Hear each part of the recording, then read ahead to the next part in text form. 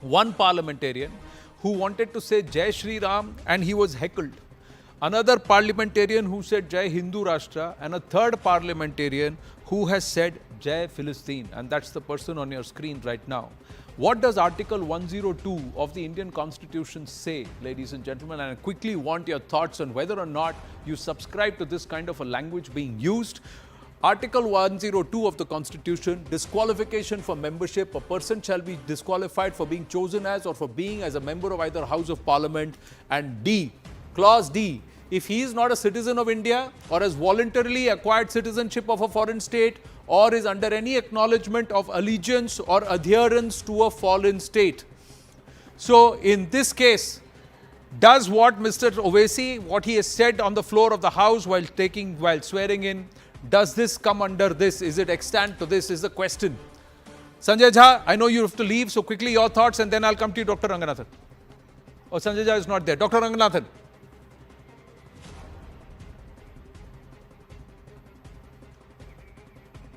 Yeah. Owaisi said Jai Bhim. I'll tell you what Jai Bhim said.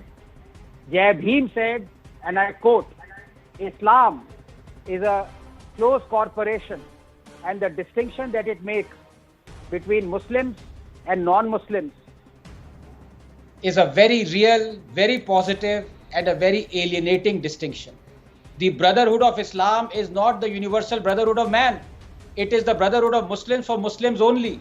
There is a fraternity, but its benefit is confined to those within that corporation. For those who are outside that corporation, there is nothing but contempt and enmity. The second defect of Islam is that it is a system of social government and is incompatible with local self-government, because the allegiance of a Muslim does not rest on his domicile in the country in which is his, but on the faith to which he belongs. To the Muslim, ibi bine ibi patria, where it is well with me, there is my country, is unthinkable. Wherever there is the rule of Islam, there is his own country. In other words, Islam can never allow a true Muslim to adopt India as his motherland and regard a Hindu as his kith and kin. Unquote. Jai Bhim you said cannot this. forbid these blasphemic words out here. No. Each and every Muslim in India One is minute. an Indian. Kamruddin Chaudhary, one minute. No. Kamruji, 1 minute. Kamruji, he is not saying, these are not his words. These are not his words. He has quoted from, he has quoted, 1 minute. He has quoted from Dr. Babasaheb Bhimrao Ramji Ambedkar. He has quoted from Dr. Ambedkar's book. Kamru, condemn Ambedkar if you have the guts.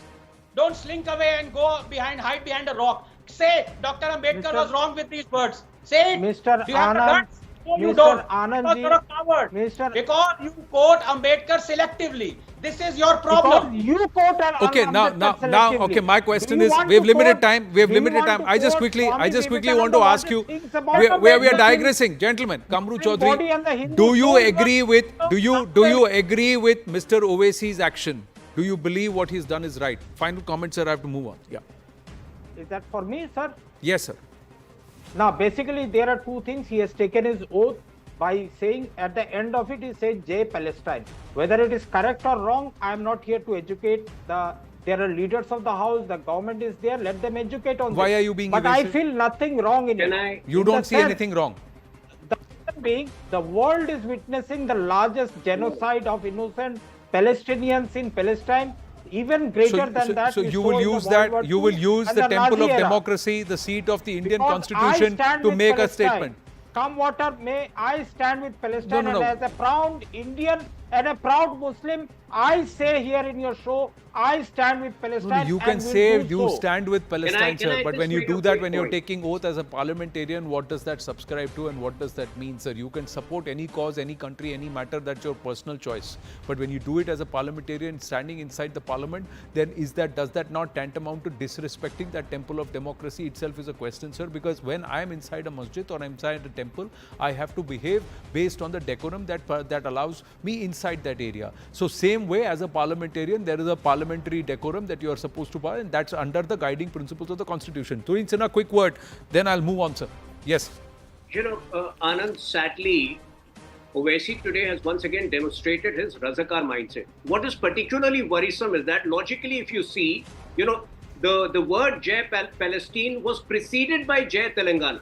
So logically, Jai Telangana, Jai Bharat Mata or Jai Bharat should come after Jai Telangana. But the fact that he mentioned Palestine shows that, he seems to have some kind of a malified intent. Does he want to convert Telangana into a Palestine? No, that is a political inference you will make. We'd leave it once the speaker is elected. The speaker must ask, because this should not be allowed. This is the beginning, sir.